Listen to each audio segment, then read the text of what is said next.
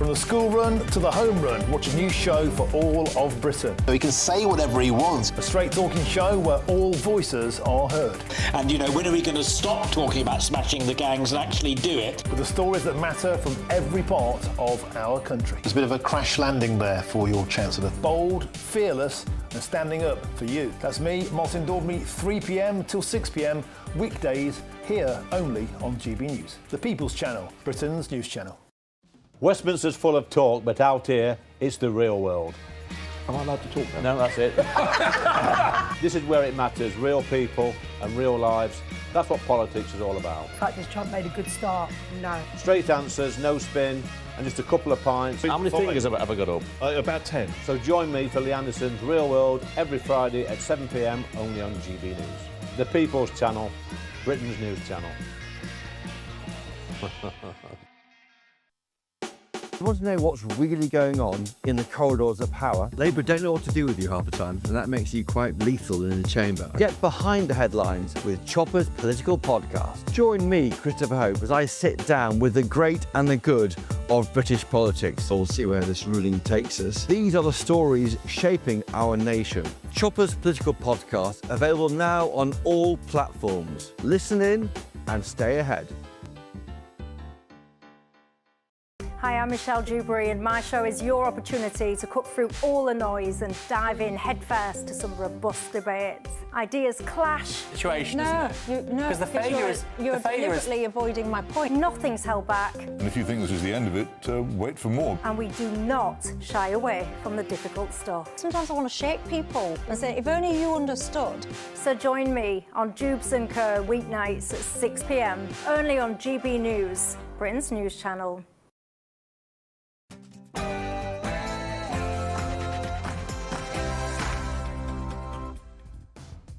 It's 9 p.m. I'm Patrick Christys. Tonight, we will be ending the costly use of hotels to house asylum seekers in this Parliament. Labour claim they'll close all migrant hotels. I have never seen anything like this in my life. Wow. Hello, everybody. Will they make Britain look like Skid Row for illegal immigrants? And... if you do not stop, impact rights.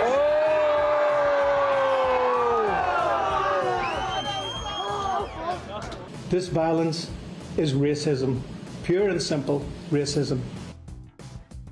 Anger over illegal immigration isn't going away across the UK. Plus,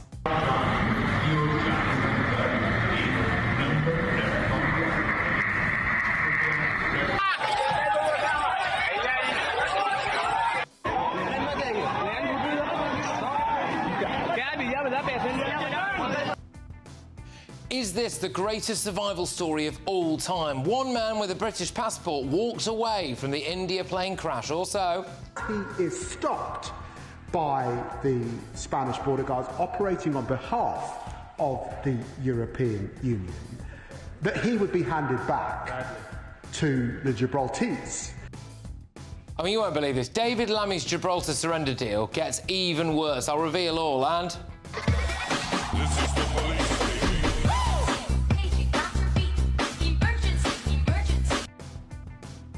we now give the NHS more money than the entire GDP of Portugal. But is it worse than ever? On my panel tonight, we've got the former London Evening Standard editor, Emily Sheffield. We've got Tory peer, Lord Bailey, and broadcaster, Fahima Mohammed. And I'll have all of tomorrow's newspaper front pages tonight. The best of the inside stories, a few regional stories lobbed in there as well. Any breaking news, 11 p.m. until midnight for Late Edition, the best pay-per-view show in town. Oh, and what's all this about? I was like, OK. And then he changed facially. He started to channel her, that's what he said. And then he jumped on me and tried to strangle me. OK, get ready, Britain. Here we go.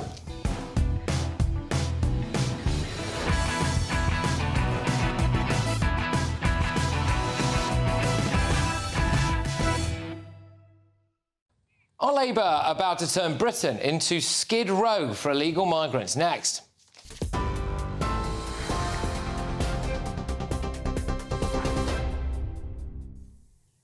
Good evening. The top stories. Reports say a British passenger has survived a crash involving a Gatwick airport-bound plane which went down in a fireball shortly after takeoff in India.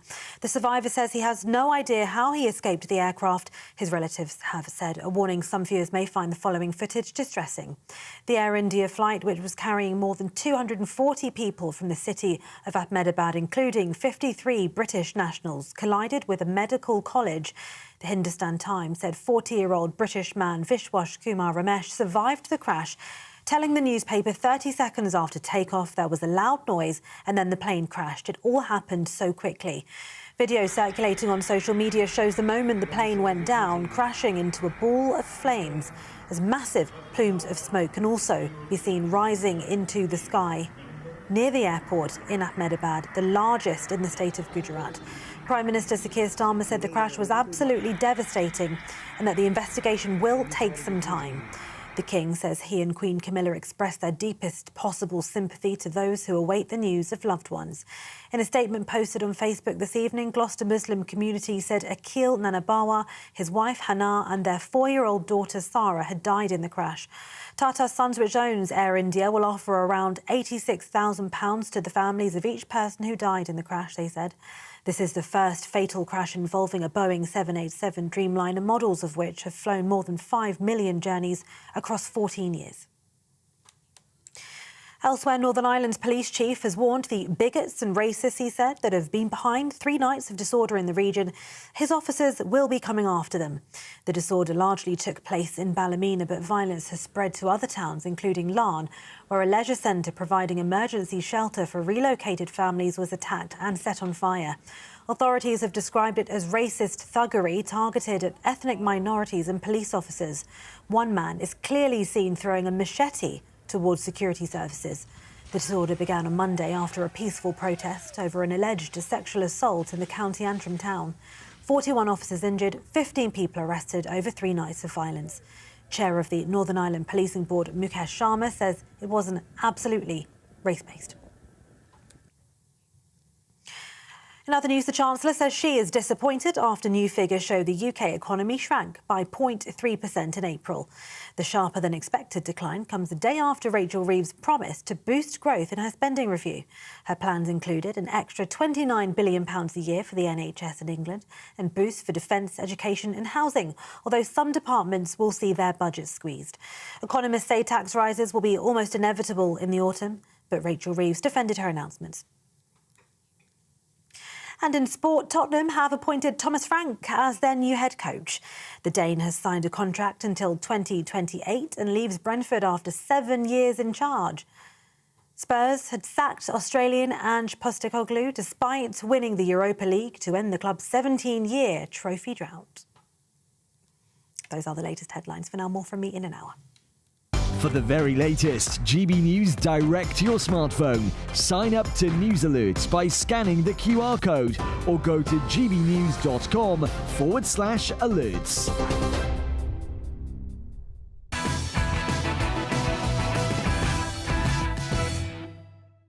Good evening. Chancellor Rachel Reeves promised the government would close migrant hotels. So I can confirm today that, led by the work of my right honourable friend, the Home Secretary, we will be ending the costly use of hotels to house asylum seekers in this Parliament. Yay! But isn't this just a load of rubbish? They're not smashing the gangs. I have infiltrated a Channel migrant smuggling gang. We reached out on TikTok, posing as a Vietnamese migrant who wanted to take a small boat to Britain. He then gave us his personal phone number and we communicated via WhatsApp. Hello, my friend, how are you? My friend, you must tomorrow come here in Cali, and after tomorrow we go, inshallah. In fact, GB News' very own Bev Turner asked the Chancellor about our exclusive revelations into the people smuggling gangs today. Well, I will make sure that the Home Office watch that, because we do need to crack down on those gangs. It's why yesterday we announced £250 million for the Border Security Command to do just that, because we can't just carry on like we have been these last few years. You can just go on TikTok, talk to them, they tell you where they are, they give you your phone number. It's quite easy, really, anyway. And despite videos like this,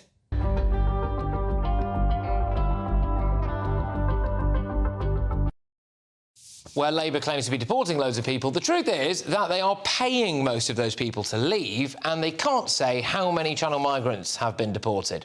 So, where are these illegal immigrants going to live? Well, want to help councils who want to build those homes. We see 160,000 children in temporary accommodation, and the cost of that on local authorities is significant, as well as the impact on children's life chances. So we need to build the homes, and we're doing everything we can to turn the tide of decline and build the houses that people desperately need. I'll make you a little bet right now, shall I, that those illegal migrants will be put up at the taxpayers' expense in some of that social housing up and down the country. Or does anyone else think it might be a little bit of a coincidence that Labour decriminalised rough sleeping at the same time they said they'll shut the migrant hotels? I don't. Do they want Britain to look like this? I have never seen anything like this in my life. Wow. Hello, everybody.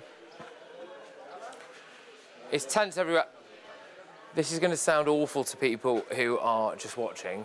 I don't mean any disrespect to anyone who's here, but the smell is absolutely overpowering. You've got people on top of each other. Yeah, okay. Lots of people here. There's somebody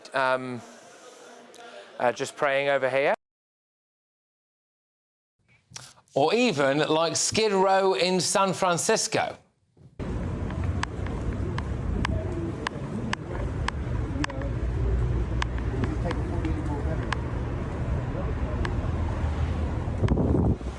I can't get through that way. Yeah, here's my prediction. The Home Office will approve the overwhelming majority of asylum cases. They'll buy up a load of housing stock, turn them into multiple occupancy, they'll shove all the illegal immigrants in there, and then when that fills up, get ready for illegal migrant tent cities. Welcome to Park Lane in London, twinned with Baghdad. Let's get thoughts on my panel this evening. We, of course, are joined by journalist Emily Sheffield. We've got Tory peer Lord Bailey, and we have broadcaster Fahima Mohammed. Sean, I'll start with you on this. I mean, look, I thought that was quite astonishing, really, the idea that they're going to shut the migrant hotels. They're not smashing the gangs, and they've got nowhere to put them, have they? So what's going to happen? I mean, there's two things to say. No matter what they do, those people are here and will need to be dealt with. We have laws in this country about levels of decency. So the idea that you'll shut these hotels and they'll magically disappear simply isn't true.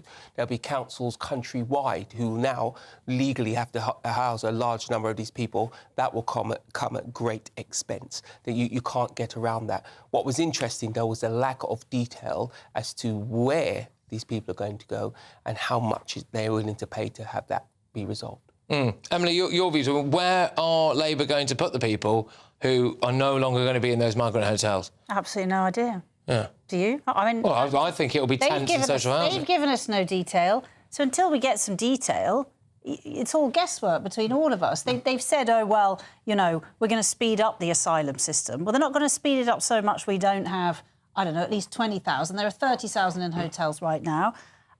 You know, we're going to come on to this, but, you know, the French can't even stop them getting on the boats. Won't even wade 2 foot in the water to stop them getting on the boats. So the asylum seekers coming here is not going to stop.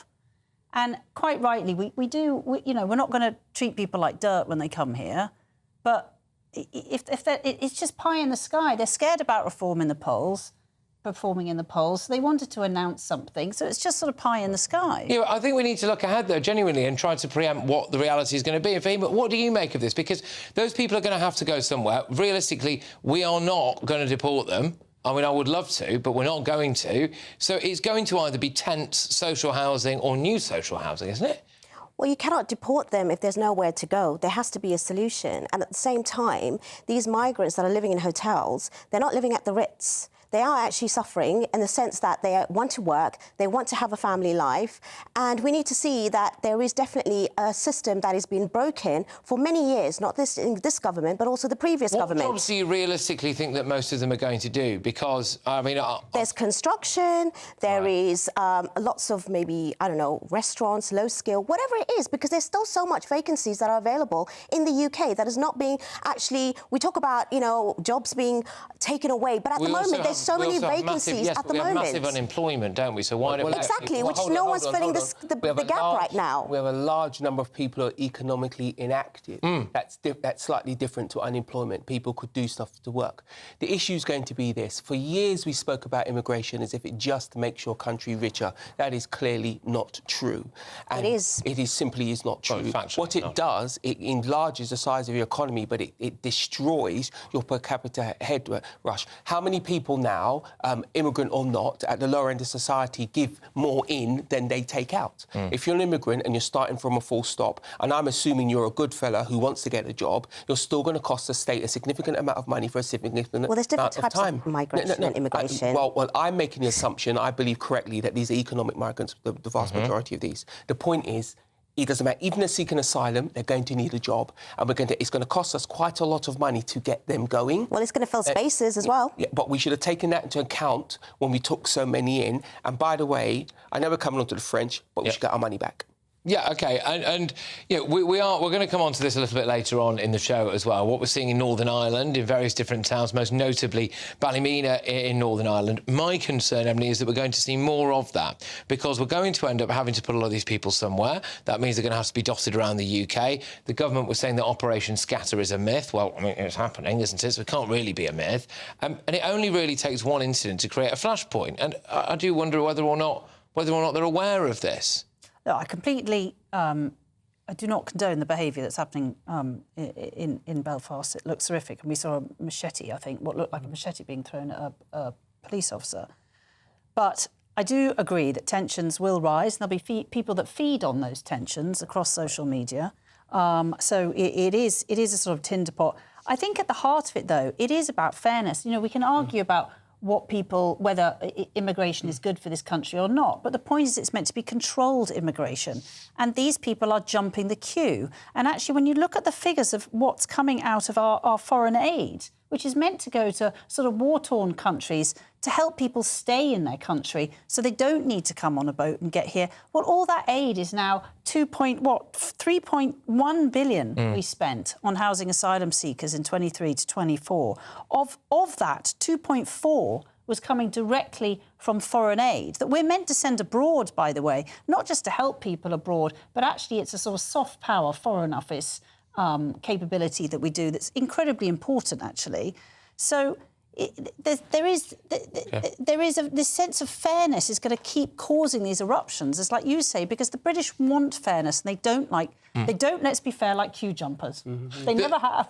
Do you not think that in order for Labour, if they are indeed not lying about this, in order for them to close all the migrant hotels by the end of this Parliament, the only way I can see them doing that is if they just approve everybody's claim that's in there and then try and get them out into the community? That could be one way, or tagging, or whatever it is that they want to do in order to take back control and understand who is actually in this country, and also allow a way in which people can come in legally like they did for Ukraine and in Hong Kong. And that's when they can actually have control as to who's coming in, smash the gangs in that way, because they actually are taking over, and understand and actually have a process in that sense.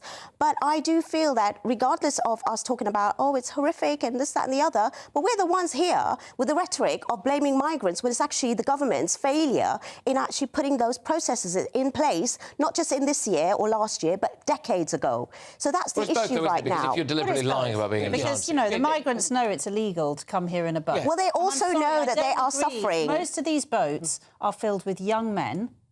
They've managed to get hold of a lot of cash to get on that boat. It's complete fallacy. We cannot understand a mindset of someone. It's a complete you can, because I went over there and spoke to them. But it doesn't matter what the mindset is. If it's illegal, it's illegal. It's very easy to say sitting here in a nice, cosy place when you have people that are suffering, that have issues, and of course, but the laws do allow them to come in. The laws do this. I'm sorry, these are laws. And there's no legal way.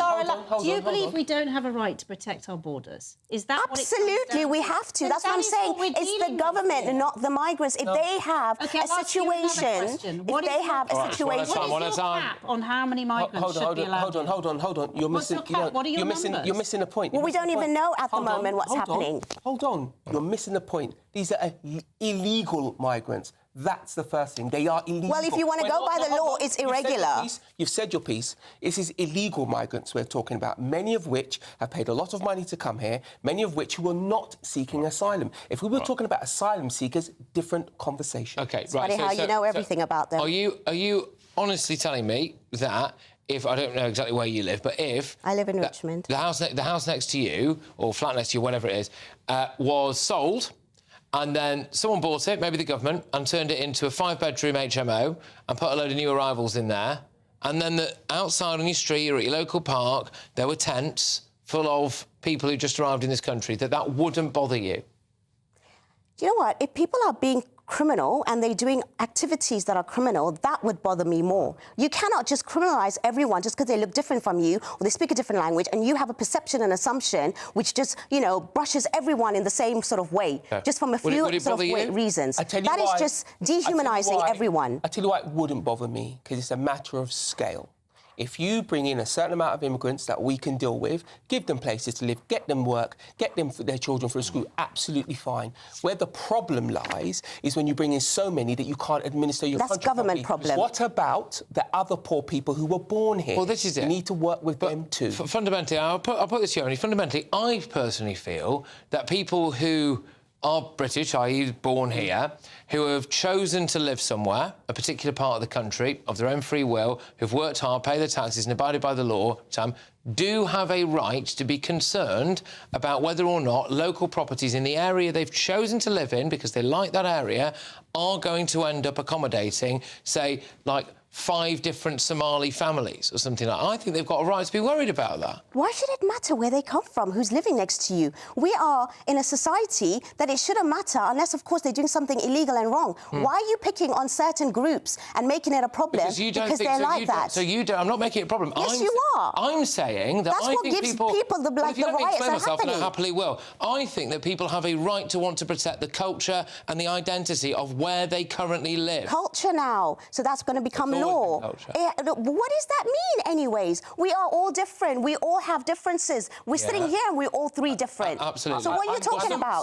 You are now picking about certain people from certain groups, and you are actually now demonising them because that's a problem. I do care. British people saying that they have a right to want their own country. What, just by their own people? Is that what you're saying? To be a more homogenous and less kind of breakneck speed, rapid demographic change. That might not bother you, but it does bother some people, and they have a right to be bothered. Well, that's not British values to have that kind of problem when you have that kind of, like, association with colour and caste and all of that kind of stuff. God, I've never mentioned colour or caste once. I've mentioned culture. There are loads of different aspects to that. There's so many different cultures within the British nationals. Do you know what I mean? You go to Wales, you go to Scotland, you go to up north, you go Midlands. It's all about that. OK, what I will say about that is I think it's exactly that kind of attitude that leads to people getting incredibly angry, and it doesn't help. No, it's your attitude that leads to people that are jumping on the bandwagon and causing these riots. Hold on. Let's march through the middle of this, right? There's 2 elements that concern me. One is purely about numbers and how we administer the country and how we look after the poor people we already have here. Exactly. Britain is full of poor people, and there's no doubt that if you have this level of immigration, you're going to have to juggle the queue around, and that means people don't perceive it as fair. That's got nothing to do with colour or caste. Well, you mentioned it. You mentioned Somali. Colour or caste. You mentioned Somali people. I'm going to move on from this because we do have the rest of the show, but I do suggest that you listen more closely in future and don't put words in people's mouths in an attempt to make them seem racist when they're not. Because I tell you what, it brushes off me. It brushes off me. I don't care about being called those things because I'm not. So I'm not going to have it on my show. Anyway, it's time for the Great British Giveaway, of course. 54,321 quid. Why don't you be in it to win it? It's our biggest cash prize to date, and you could win it. £54,321 in totally tax-free cash could make your year the best yet. How would you react if you got that winning call? Oh my God, I'm going to cry. Do you know what? I've never won anything like this in my life. Oh my God. Are you amazing. Thank you. You weren't expecting to get that call today, were you? No, I wasn't. £54,321 could make you our biggest cash winner to date. For a chance to win £54,321 cash, text cash to 63225. One entry costs £2.50 plus one standard network rate message. Or text bonus to 63225. 5 entries cost £5 plus one standard network rate message. Go to gbnews.com/win. Entries start at £2.50. Call 0903 686 3232. Calls cost £2.50 plus your network access charge. Or post your name and number to GB14 PO Box 8690 Derby DE1 9TT. UK only. Entrance must be 18 or over. Lines close at 4 p.m. on the 1st of August. Please check the closing time if listening or watching on demand. Good luck. Loads more coming your way, including this remarkable story.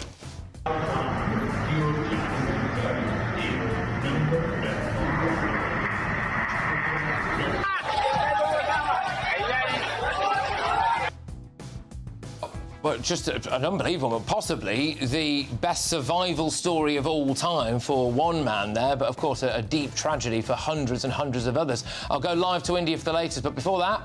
The National Health Service, created by a Labour government, protected by a Labour government and renewed by this Labour government. So apparently now the NHS budget is the same size as the entire income of Portugal, but health bosses are still saying that it's not enough. Does the NHS get too much money? Stay tuned.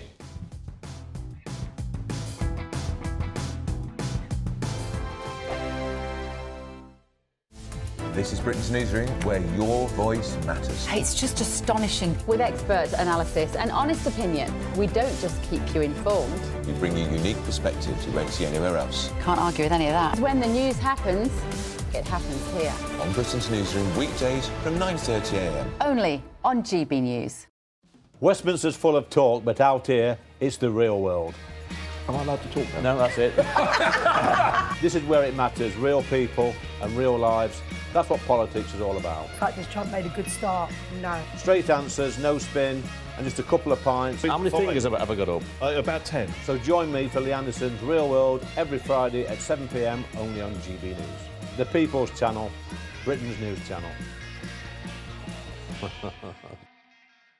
Hi, I'm Michelle Dewberry, and my show is your opportunity to cut through all the noise and dive in headfirst to some robust debates. Ideas clash. Situation, isn't it? Because the failure is... You're deliberately avoiding my point. Nothing's held back. And if you think this is the end of it, wait for more. And we do not shy away from the difficult stuff. Sometimes I want to shake people and say, if only you understood. So join me on Jubes & Kerr weeknights at 6 p.m. only on GB News, Britain's news channel. At GB News, we are proud to stand for you, for the Britain you love, for the communities you live in. That's what makes us the fearless champions of Britain, its voices and its values. Because we, at GB News, the People's Channel, Britain's news channel. Westminster, the ultimate clique. And you're fighting like rats in a sack. But here on the Camilla Tominey Show, we ask the questions the establishment media is too scared to ask. OK, let me ask you a straight question, because I know you're a straight-talking politician. Whether it's net zero, illegal immigration or law and order, nothing is off limits. You had the power then. Yeah, as I and say, now you've lost it. That's the Camilla Tominey Show, a politics show that's fearless. But no, let me finish my question if you don't mind, because it is my show. Sundays at 9:30, only on GB News, the People's Channel, Britain's news channel.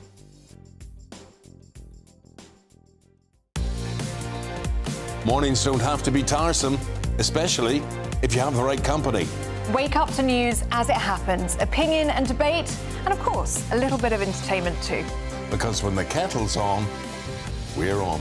That's Breakfast on GB News, a show worth waking up for. Every morning from 6 a.m. Only on the People's Channel, Britain's news channel. We'll spread the news, you spread the word.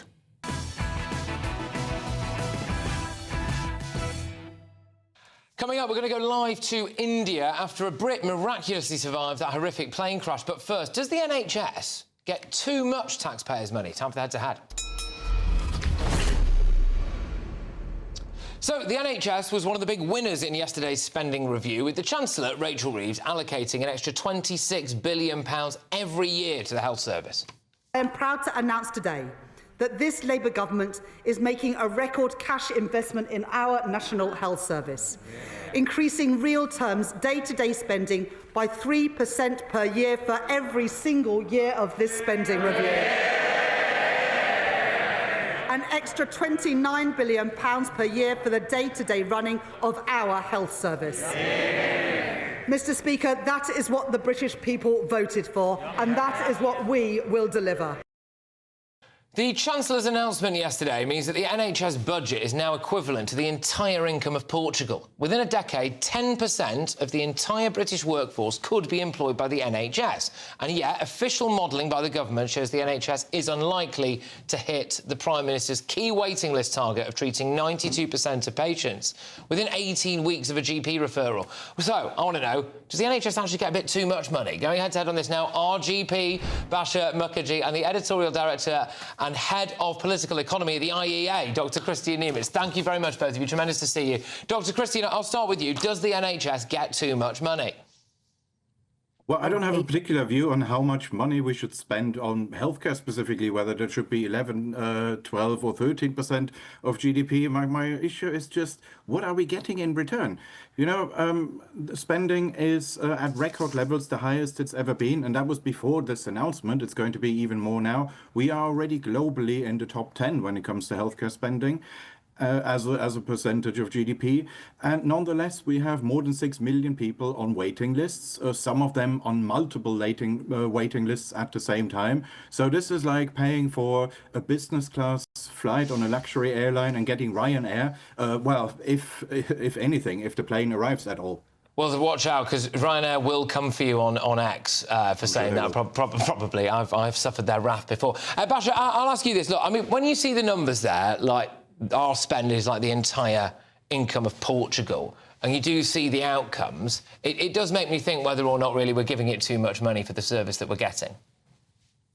I absolutely agree, Patrick, that it makes me very angry, definitely, both as a doctor and as a patient, to see the state of the NHS, which was definitely not the case at least 5 years ago.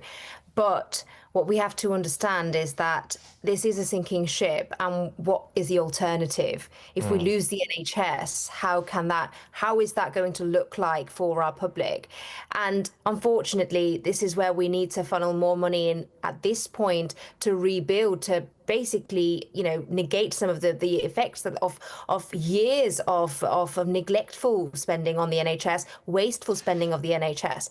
And I feel like it is something that we have to be patient with, because we are working, you know, in terms of the population is aging. They have much more complicated health problems. They need more help. There's fewer continuity of care. We have so many staff members on sick leave, and the hospitals are having to fill their staffing with more and more locum staff. So of course that's going to have an impact on the quality of care. Yeah.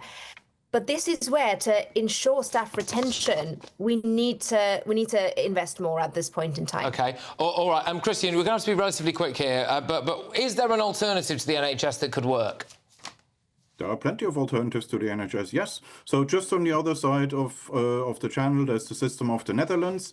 There, 100% of the population have private health insurance. They have a system where if you can't afford your premiums, then the government will pay that for you. Most healthcare provision is private. It's a competitive system. It is market-based, but it is nonetheless universal. And they spend a little bit less on healthcare as a proportion of their economy. They get far better outcomes, shorter waiting times, better medical outcomes pretty much across the board. So if that's the alternative, if that's what losing the NHS means, then I'm all for it. Well, this is an interesting point. Basha, final point to you again. Sorry about this. We're going to have to be relatively concise. But there is a sense, I think, that we just keep relentlessly funneling money into it, employing 10% of the population, apparently, within a few years that work in it. It's just a bottomless pit, I think.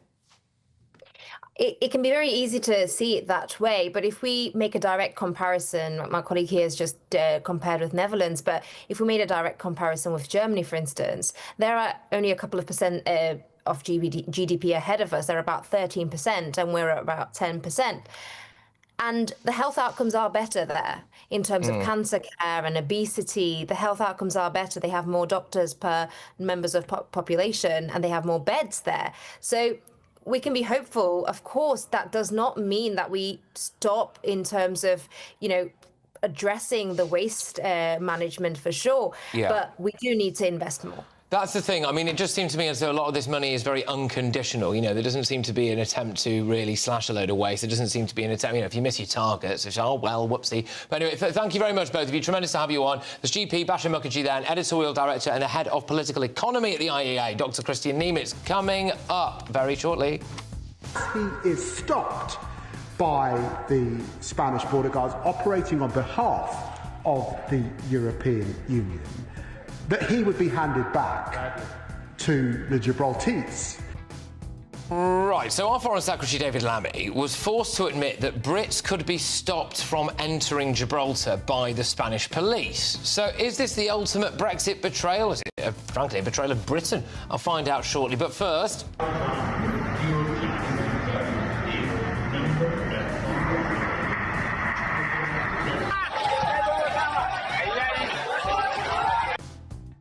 Well, it's been the story of the day, really, hasn't it? It was the astonishing moment that a British man somehow walked away from a horrific plane crash in India. I'll bring you all the very latest on a developing story in just a few minutes. Be nice to escape the grey. Clear skies, here we come. As clear as our travel insurance. All Clear Travel Insurance sponsors GB News Travel Destinations Forecast. Hello and welcome to your holiday sun forecasts from the Met Office. Most places sunny across the Mediterranean, particularly hot in Italy, breezy for parts of Greece as well as the Canaries, but no more than usual. And for Iberia, well, chance of some showers clearing northern Spain, but otherwise it's hot sunshine, temperatures well above average throughout much of Italy, whilst a few showers are likely over Greece during the next few days, but most places stay sunny this weekend. All Clear Travel Insurance sponsors GB News Travel Destinations Forecast. Good evening. Welcome to your latest weather update from the Met Office here on GB News. We've seen some heavy downpours today. They're easing somewhat overnight, but further thunderstorms are likely, particularly so this time tomorrow. Low pressure is sitting to the west, and that's drawing up warm and humid air. It's going to be quite a sticky night, quite a close night. We've seen some heavy downpours across Northern Ireland. They're starting to ease. Still some lively downpours for parts of North Wales, North West England at the moment, but they'll track northwards and ease off as they do. Still quite a wet night across parts of western Scotland. Many areas, though, further east, having a dry night, long clear spells, but look at the numbers. Holding up in the mid-teens. That brisk breeze will be easing in most places through the night. So it won't be as windy tomorrow. Much of eastern England having a fine and sunny start, along with much of northern Scotland as well. The overnight rain should be pulling away from the Western Isles. Still maybe one or two showers in western Scotland, and certainly there will be more showers again in Northern Ireland. They could get pretty lively, especially around the middle part of the day. The odd shower for Wales, but most of England and Wales will have a dry start to the morning and quite a warm start as well, and pretty sticky, steamy day across these eastern parts where temperatures come in the afternoon may get into the high 20s. Not as hot where we've got a bit more cloud elsewhere, but still generally dry and bright. It's quite humid. Some heavy downpours around the middle of the day for Northern Ireland, and look down to the south. Another batch of thunderstorms then starting to arrive late in the day, coming into the southwest. As I said, very warm across these eastern areas. Elsewhere, temperatures in the low 20s generally. But those high temperatures and the humidity likely to spark another round of thunderstorms coming up initially across the south during Friday evening, then spreading to Wales, and by the end of the night and into Saturday across parts of northern England. Met Office warnings are in place for heavy rain and thunderstorms. Do check out the Met Office website for full details of those warnings. In the GB Newsroom, we bring you the news as it happens. With our team of dedicated journalists across the UK, we're ready to keep you up to date with what's happening every half an hour, every single day. Bulletins here on GB News. the People's Channel, Britain's news channel. What is the state of our economy? What is the state of our National Health Service? What is the state of our schools? What on earth is going on? Understanding Britain means understanding the state we are in. This is State of the Nation with me, Matt Goodwin, Wednesdays, Thursdays and Fridays from 8 p.m. on GB News. This is Britain's Newsroom, where your voice matters. It's just astonishing. With expert analysis and honest opinion, we don't just keep you informed. We bring you unique perspectives you won't see anywhere else. Can't argue with any of that. When the news happens, it happens here. On Britain's Newsroom, weekdays from 9:30 a.m. Only on GB News.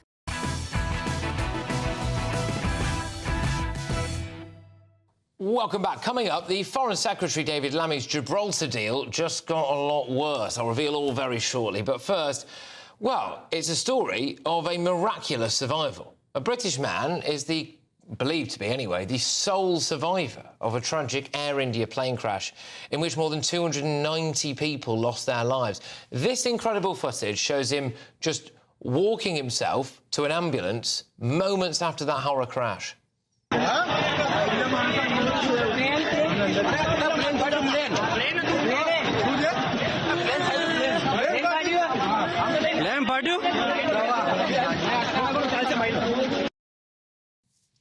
Vishwas Kumar Ramesh was sitting in seat 11A of that aircraft, which was bound for London Gatwick. Just seconds after takeoff, the plane began to plunge downwards, at which point local police believe that he astonishingly jumped out of the emergency door as he was sat next to it, and he escaped.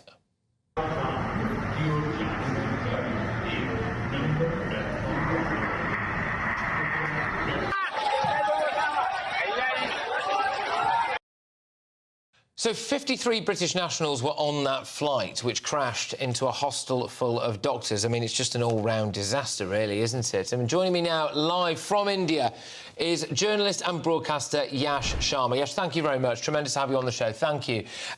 OK, so what is the very latest, then? Are we any closer to finding out what actually specifically caused this crash?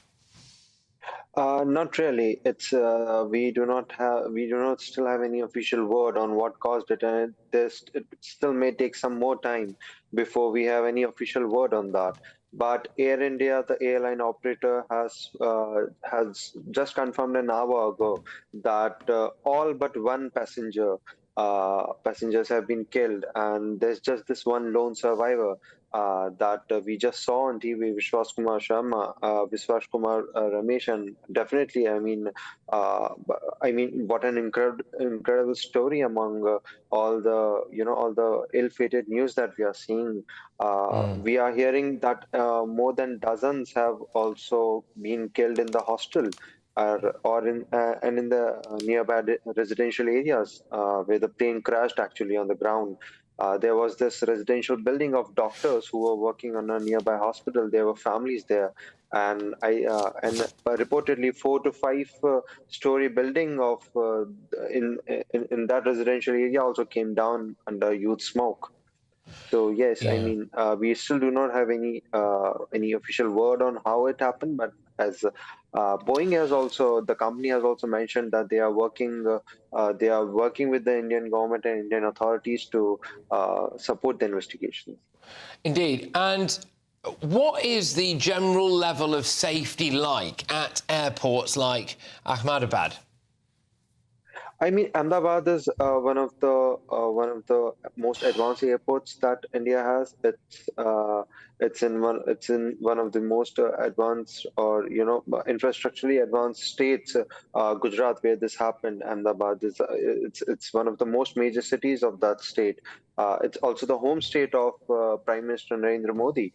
And his deputy is on the ground. I mean, the facilities at the airport and the security-wise, it's good, but nobody is able to wrap their heads around on how it happened, because this is also reportedly the first time a Boeing 787 has crashed.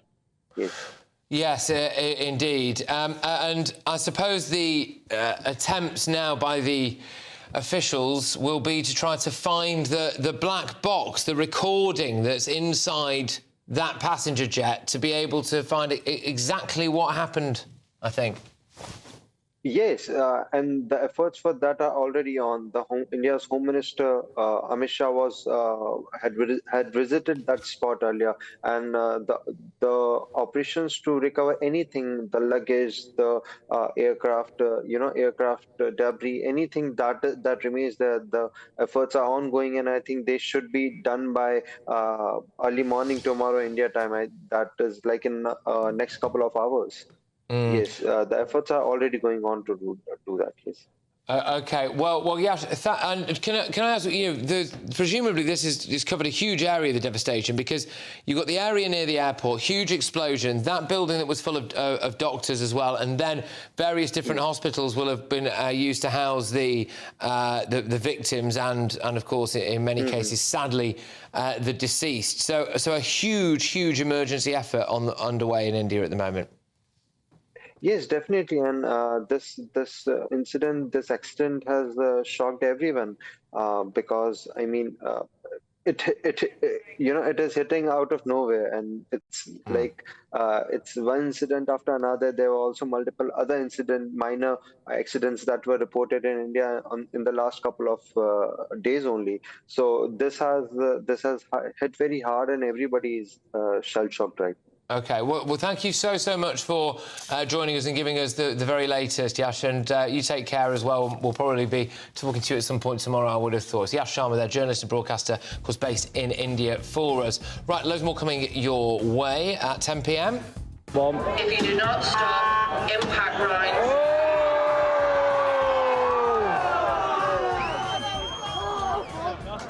Northern Ireland was rocked by a third night of anti-immigration rioting last night. Well, a lot of people were saying it was far right, it was thuggery, but actually, if politicians did a bit more to tackle people's concerns over immigration, would they be having to deal with this stuff? But before that...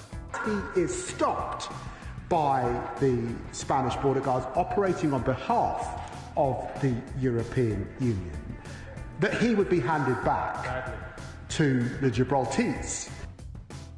Well, it seems to have got a bit worse for David Lammy on the Gibraltar deal. I'll reveal why next. Westminster's full of talk, but out here, it's the real world. Am I allowed to talk now? No, that's it. This is where it matters, real people and real lives. That's what politics is all about. The fact is Trump made a good start. No. Straight answers, no spin, and just a couple of pints. How many fingers have I got up? About 10. So join me for Lee Anderson's Real World every Friday at 7 p.m. only on GB News. The People's Channel, Britain's news channel. Westminster, the ultimate clique. And you're fighting like rats in a sack. But here on the Camilla Tominey Show, we ask the questions the establishment media is too scared to ask. OK, let me ask you a straight question, because I know you're a straight-talking politician. Whether it's net zero, illegal immigration or law and order, nothing is off-limits. You had the power then. Yeah, as I and say, now you've lost it. That's the Camilla Tominey Show, a politics show that's fearless. But no, let me finish my question if you don't mind, because it is my show. Sundays at 9:30, only on GB News, the People's Channel, Britain's news channel. Hi, I'm Michelle Dewberry, and my show is your opportunity to cut through all the noise and dive in headfirst to some robust debates. Ideas clash. Situation, no, isn't it? Because the failure is... You're deliberately avoiding my point. Nothing's held back. And if you think this is the end of it, wait for more. And we do not shy away from the difficult stuff. Sometimes I want to shake people and say, if only you understood. So join me on Jubes & Co. weeknights at 6 p.m, only on GB News, Britain's news channel. From the school run to the home run, watch a new show for all of Britain. He can say whatever he wants. A straight-talking show where all voices are heard.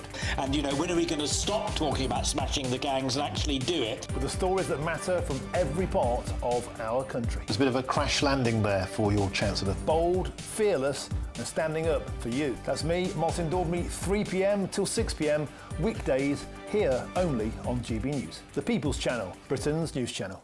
Good Afternoon Britain isn't just about us. The wonderful thing about this programme is it's about everyone watching. It's an interactive programme. Well, there absolutely is something to see here, and we're going to be talking about it more. Whether it's breaking royal news, please bring us up to date, or indeed a particularly punchy speech in the House of Commons. Very, very curious. We bring it to you live, and then we bring you live reaction as well.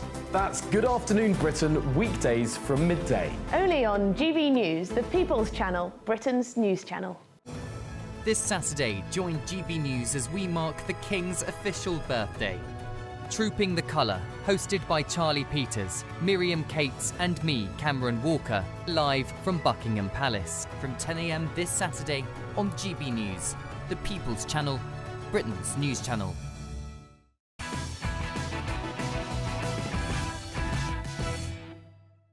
Welcome back. So, coming up, are our politicians and their failure to tackle illegal immigration to blame for the Ballymena riots? But first, Foreign Secretary David Lammy appears to have admitted that Spanish border guards could stop Brits entering Gibraltar because of this new post-Brexit deal that he signed yesterday. Then he was pressed on the matter by Reform UK Deputy Leader Richard Tice. So you might have missed this. Here it is. To probe this question of whether or not Spanish border officials, Foreign Secretary, have an effective veto on the entry of a British citizen from the United Kingdom landing on British sovereign territory in Gibraltar. I just want absolute clarity for everybody, please, in this House.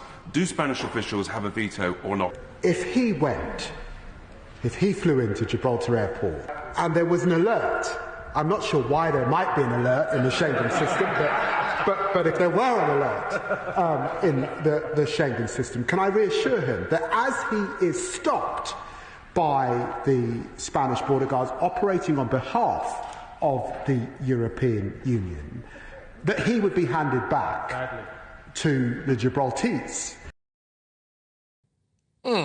OK, so under the terms of this deal signed, people flying into Gibraltar from the UK will face one check from Gibraltarian officials and another by the Spanish on behalf of the EU. And, of course, the big question is, what happens if they fail that check? Do they get told that they're not allowed in Gibraltar? It seems very odd. Joining me now is Falklands War veteran Simon Weston. Simon, thank you very much for joining me, by the way. Look, the way to move this on, as far as I can see, is do you think that the Argentinians are going to be looking at this and they're going to want to have another go at the Falklands? I'm fairly convinced that's going to be something they'll want to try to achieve. With the current track record, I mean, considering this government's only been in place, was it about 11 months? They've already sort of interfered in 2 overseas territories, paying one country to take over the Chagosian Islands, Chagos. They've got rid of that. What they're going to do, or what they've done with Gibraltar, Fabian Picosi seems to be quite happy with the deal. Certainly when he was photographed, he was absolutely elated with David Lammy. So I think he sees it as being a good deal. But, you know, I have my concerns about the 90-day relationship, you know, whether they can stay on the islands. I have friends who have property in Gibraltar. I have friends who live in Gibraltar. And I'm wondering how it's going to affect them. Because the rules seem to be fairly sort of abrupt in Europe about the 90-day exclusion. Yeah. I mean, I am very sympathetic, by the way, to the idea that people who live on Gibraltar can often have a nightmare getting into Spain, working every day. And look, I'm all for something that makes their lives easier. I wouldn't like to have to wait 3 hours at a Spanish border crossing every day. However, I worry that for the ease of access on certain occasions, we have forgotten the very British principle, frankly, that when you land on sovereign British territory, you should only have your passports checked by a Brit. And we know you were willing to put your life on the line to protect the Falklands in its entire sovereignty. And I just worry that we've softened a bit here. It's a bit weird. You mean, if you've ever seen the programme Cops on the Rock, and one of the reasons they say they have to have such stringent checks is the worry about cigarettes being smuggled, because Gibraltar had no VAT on cigarettes. Now, to be honest with you, the more you charge for cigarettes, the happier I am. But the fact is that they were always chasing these unbelievable boats that could go much quicker, and they'd be landing on the Spanish coastline delivering drugs and cigarettes anyway. So I don't see that as being a justifiable reason for some of the checks that went on. I've been to Gibraltar several different times, crossed over on the land bridge, and yeah, the interference by the border patrol there was quite ridiculous. But you know, I suppose they're doing their job to irritate as best they can, or they were. But and now that all goes away. But I do worry about the Falklands and how easily we've done these two deals that seem to have thrown everything away, whether we will. I've spoken to somebody quite high in the government and involved in overseas territories, and he absolutely swore blind straight to my face when asked the deliberate question, what about the Falklands? He said it's never been on the table for any discussion with anybody, and certainly not the Argentinians. And I suppose you've got to take him to his word, but yeah, I don't know. You just don't know anymore. You know, you don't know anymore. It is a very concerning time. It's certainly got a big green flashing light on it now, the Falklands, because, you know, if I was Argentinian, I think this is the softest, weakest opportunity for us to go and get it back. So, you know, I can see the logic there. The only thing I will say to slightly counter the Falklands thing is something you alluded to there, which is it appears to me that Labour have basically just signed off on the things that the Tories weren't prepared to sign off on. So there were already deals in place. The Tories had said, oh, we've got red lines. Labour has just gone, screw that, we're signing it. I don't think there was anything like that in place with the Falklands, or with the Argentinians, I should say, already. But, Simon, we're going to have to leave it there, my good man. Thank you very, very much. Always a pleasure. You take care. Simon Weston there, Falklands war veteran, war hero, really, I should say. Coming up in the next hour, the Home Office is supposedly buying up migrant hotels just 24 hours after they promised to end their use by 2029. Remarkable, isn't it, really? I'm going to have all of that. I've got tomorrow's newspaper front pages, and we're going to be touching base with what's going on in Ballymena. If you do not stop, impact rise.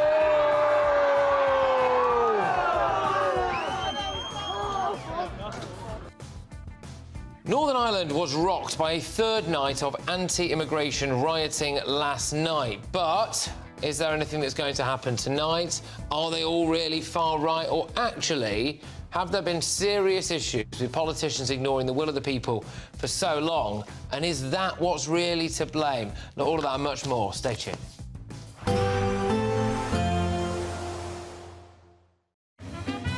A positive outlook through the night will power through to a bright day ahead.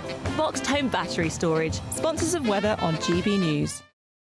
Good evening. Welcome to your latest weather update from the Met Office here on GB News. We've seen some heavy downpours today. They're easing somewhat overnight, but further thunderstorms are likely, particularly so this time tomorrow. Low pressure is sitting to the west, and that's drawing up warm and humid air. It's going to be quite a sticky night, quite a close night. We've seen some heavy downpours across Northern Ireland. They're starting to ease. Still some lively downpours for parts of North Wales, North West England at the moment, but they'll track northwards and ease off as they do.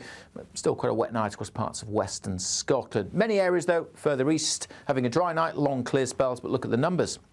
Holding up in the mid-teens. That brisk breeze will be easing in most places through the night. So it won't be as windy tomorrow. Much of eastern England having a fine and sunny start, along with much of northern Scotland as well. The overnight rain should be pulling away from the Western Isles. Still maybe one or two showers in western Scotland, and certainly there will be more showers again in Northern Ireland. They could get pretty lively, especially around the middle part of the day.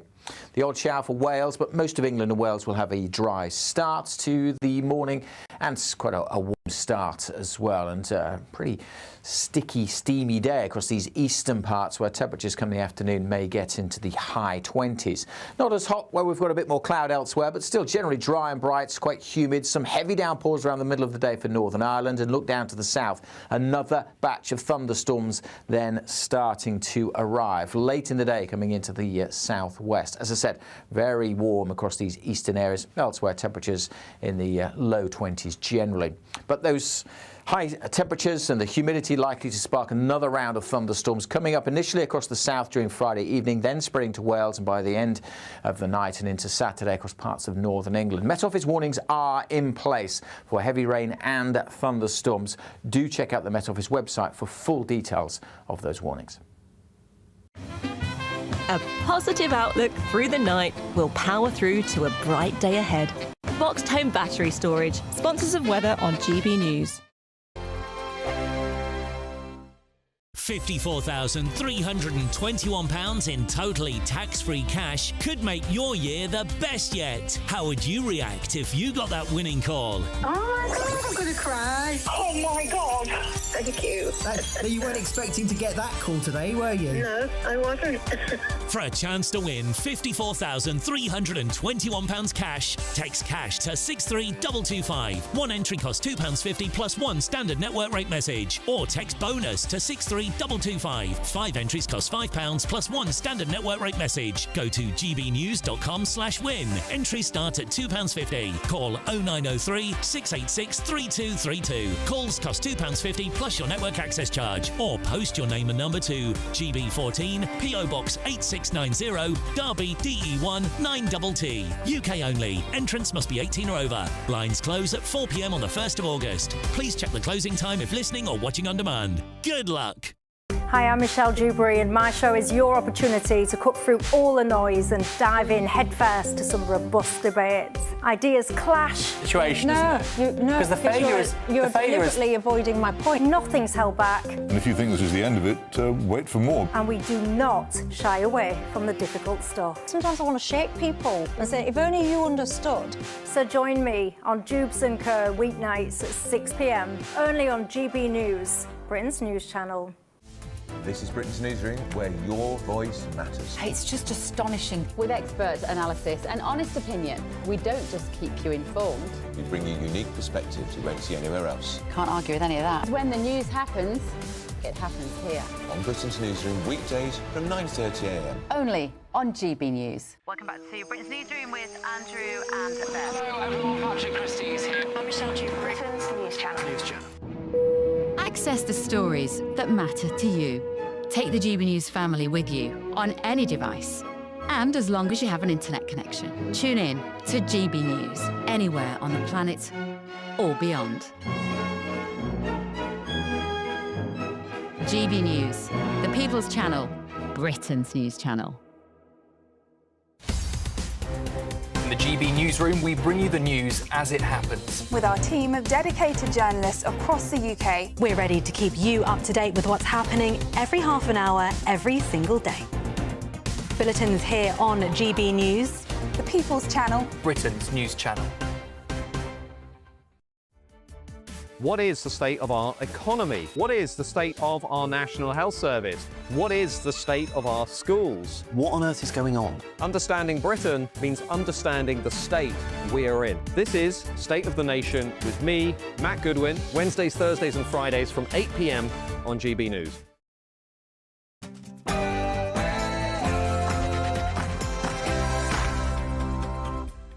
It's 10 p.m. I'm Patrick Christys. Tonight, we will be ending the costly use of hotels to house asylum seekers in this Parliament. Labour claim they'll close all migrant hotels. I have never seen anything like this in my life. Wow. Hello, everybody. Will they make Britain look like Skid Row for illegal immigrants? And... If you do not stop impact rights...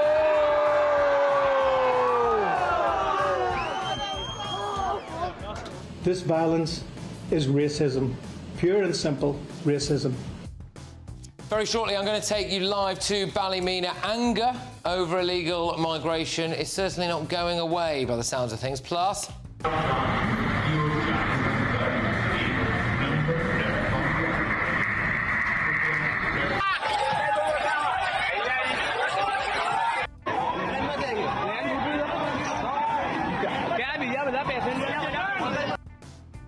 Expect some startling updates on the front of tomorrow's newspaper front pages. The greatest survival story of all time, a man with a British passport just walks away from an Air India crash that killed everybody else. Also, he is stopped by the Spanish border guards operating on behalf of the European Union, that he would be handed back to the Gibraltars. I might also have some updates for you on that Gibraltar deal. On my panel tonight, we've got former Evening Standard editor Emily Sheffield, Tory peer Lord Bailey, and broadcaster Fahima Mohammed. And it's all of tomorrow's newspapers tonight with Late Edition. We've got the inside stories, anything breaking as well, 11 p.m. till midnight. And what on earth is this all about? I was like, OK. And then he changed facially. He started to channel her, that's what he said. And then he jumped on me and tried to strangle me. Well, get ready, Britain. Here we go.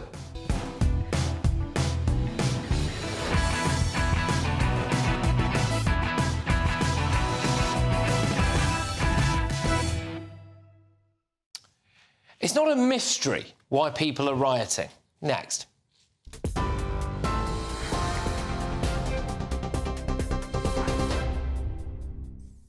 Patrick, thank you. The top stories. A British man has walked away from the wreckage of the Air India crash that killed 241 people in India. The survivor saying he has no idea how he escaped the aircraft, his relatives have said, a warning some viewers may find the following footage distressing. The Air India flight, which was carrying more than 240 people from the city of Ahmedabad, including 53 British nationals, collided with a medical college. The Hindustan Times said 40-year-old Vishwash Kumar Ramesh survived, telling the newspaper 30 seconds after takeoff there was a loud noise and then the plane crashed. He said it all happened so quickly. Video circulating on social media shows the very moment that the plane went down, crashing into a ball of flames, as massive plumes of smoke can also be seen rising into the sky near the airport. Prime Minister Keir Starmer said the crash was absolutely devastating and the investigation will take some time. The King says he and Queen Camilla expressed their deepest possible sympathy to those who await the news of loved ones. In a statement posted on Facebook, Gloucester Muslim community said Akil Nanabawa, his wife Hannah and their 4-year-old daughter Sarah had died in the crash. This is the first fatal crash involving a Boeing 787 Dreamliner, models of which have flown more than 5 million journeys across 14 years. Northern Ireland's police chief has warned that bigots and racists that have been behind 3 nights of disorder in the region, that his officers will be coming after them. The disorder largely took place in Ballymena, but violence has spread to other towns, including Larne, where a leisure centre providing emergency shelter for relocated families was attacked and set on fire. Authorities have described it as racist thuggery targeted at ethnic minorities and police officers. One man is clearly seen here throwing a machete towards security services. The disorder began on Monday after a peaceful protest over an alleged sexual assault in the County Antrim town. 41 officers injured and 15 people have been arrested over those 3 nights of violence. The chair of the Northern Ireland Policing Board, Mukesh Sharma, says it's absolutely race-based. The Chancellor says she's disappointed after new figures show the UK economy shrank by 0.3% in April. The sharper-than-expected decline comes a day after Rachel Reeves promised to boost growth in her spending review. Her plans included an extra £29 billion a year for the NHS in England and boosts for defence, education and housing, although some departments will see their budget squeezed. Economists say tax rises will be almost inevitable in the autumn, but Rachel Reeves defended her announcements. Those are the latest headlines for now. More news in an hour. For the very latest GB News direct to your smartphone, sign up to News Alerts by scanning the QR code or go to gbnews.com/alerts.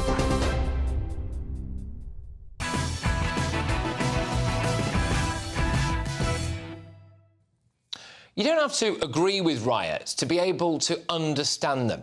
If politicians dealt with mass, uncontrolled immigration, they wouldn't have to deal with riots. We are bracing now for a 4th night of protests in Northern Ireland. The establishment media, the police, many politicians are just trying to pass it all off as far-right racist bigotry. This violence is racism, pure and simple racism, with the police left to deal with the outworkings of societal unrest. It is truly a sad reflection of our society that people are putting identifiers on their front doors in the hope of escaping attack. The Chief Constable has assured us that the police will stand to protect and will bring those responsible to justice and will attempt to prevent where they can. But the real prevention work lies in the hands of others.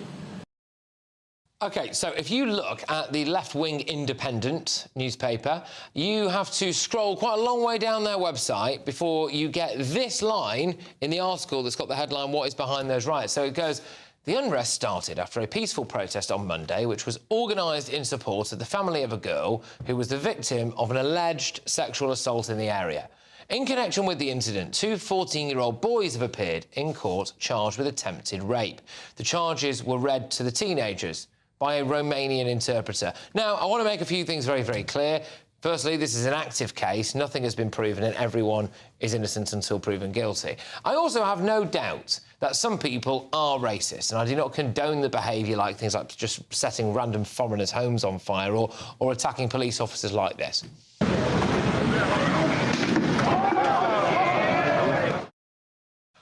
But here's a radical idea, OK? Now, hear me out on this. If politicians did what everyone keeps voting for, like stopping mass legal and illegal immigration and putting a bit of a brake on rapid demographic change, and this is the kicker now, treating new arrivals better than they treat the natives, then they wouldn't be dealing with situations like we're seeing in Northern Ireland. Now, according to the Home Office data, foreigners are 3 times as likely to be arrested for sex offences in Brits. Those aren't my figures, that is official figures. Authorities did try to cover up the Pakistani rape gang's inquiries because they didn't want to stoke racial tensions, and we know that because that came out in official inquiries. It's not just about women and girls, though, is it? We have had cases like this man who travelled through 13 different countries to get to Britain, where he was given free housing before he murdered a pensioner on the street. Look, normal, everyday people are being told not to believe what they can see with their own eyes. They're being told that they're racist if they say out loud that they feel a bit less safe because of increasing levels of crime. They're called a far-right racist thug. If you make the point that importing large numbers of people from societies that have different values can put women and girls at risk. But then you see things like this. Yeah, go on, lad. Just watch him.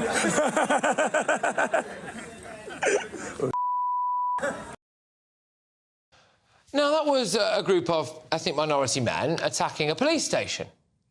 Does the Prime Minister or the left-wing press really call them radicals? I didn't see it happening at the time. What's happening in Ballymena and other towns in Northern Ireland needs to stop. People need to stop burning things down, attacking police officers, all of that stuff.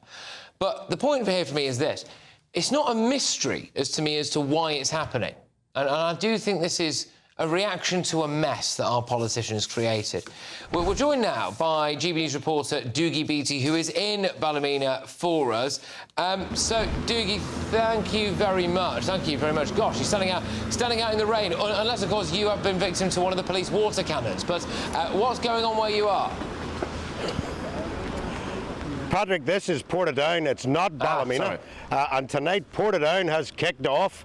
There's about 400 rioters into the streets here behind us. That started after a protest in the centre of town that was anti-immigration. And really, you talk about the left-wing media. I have got to say, spending the last 3 days in Ballymena and wandering those streets, no one, and I mean no one in the left-wing media, has mentioned that in those streets, right in the centre of the town, there was brothels, there was drugs, there was illegal immigrants going in there. That's what those people in that city or town had to put up with, and the media are totally ignoring that whole process. And tonight, what we're seeing kicking off here is exactly the same thing, only now in Portadown. And people have had enough. And joining me now is Johnny Buckley. Johnny is the DUP MLA for this area. Johnny, what's happening? Well, firstly, Dougie, and I think it's right from the very outset, I want to condemn wholeheartedly the violence that has happened across our streets over this past few days, and indeed here tonight in Portadown. There's absolutely no doubt there is significant concerns among the Northern Ireland population about the very issues of immigration that you have raised, but violence solves nothing. In fact, it shows a breakdown of the political class to actually grasp with this issue. There is an absolute certainty among the people of Northern Ireland that consecutive UK governments, whether they be Labour or the Conservatives, have failed this country in their border policy, which has inflicted upon the United Kingdom vast swathes of uncontrolled immigration and indeed in many cases illegal immigration. That's the real issue at the heart of what's going on our streets right now, but I'm appealing for calm, because violence does not help propel this message to the government. Violence only serves to further heighten tensions and inflict pain upon those locals that have to live in these communities. Yeah, well, that's all very well saying that, Johnny, but I mean, we've been looking at these mayors groups and groups that are actually hiring houses. So when you go to hire a house or rent a house, you're competing against the government for the lease of that house, and then that puts the price of the houses up. Why can you not control that here in Northern Ireland? It's a multifaceted issue, the issue of immigration, and you're correct, because there's cultural issues, there's social issues, there's housing issues, and indeed there's wider public pressure issues as a result of uncontrolled and in some regards illegal immigration. You mentioned mayors. There's very few journalists who want to talk about the issue of mayors. But if Sir Keir Starmer thinks that the UK public are that stupid that they believe because he's cracking down on immigrant hotels that they're not wise to the fact being that mayors and other groups in the United Kingdom are housing these asylum seekers in housing across the UK and pushing local rents up, that's only causing further escalation of tensions in local communities. All right, Johnny, thank you very much. So this is due to go on pretty much into the night. There is a lot of young men in here that unfortunately their lives will be ruined with criminal records. But because of the state, 85% of mayors' properties are in socially deprived areas, and that means areas, the working classes here in the likes of Portadown. So we've seen trouble in Ballymena, Larne last night they burnt a leisure centre, Coleraine, Belfast, North Belfast, West Belfast, and tonight it's in Mid-Ulster. This is getting out of control, and anybody can say anything they want on the left, but they have got to address this problem, and that is just a journalistic view on this, Patrick, from being on the ground and talking to the people on the ground. It's not racist, it is factual. Well, it's also very timely, given, actually, dare I say, what we were talking about at 9 p.m. on this show, about if it's all very well and good the government here on the mainland, as it were, saying that they're going to shut down migrant hotels. We were posing the question, where are they going to go? Well, it looks like in Northern Ireland we've had a little look at what that might mean, and unfortunately it's not gone particularly well. But Dougie, in Portadown, where you are at the moment, you mentioned that it had kicked off a bit. Can you just describe to us exactly what has gone on so far, please?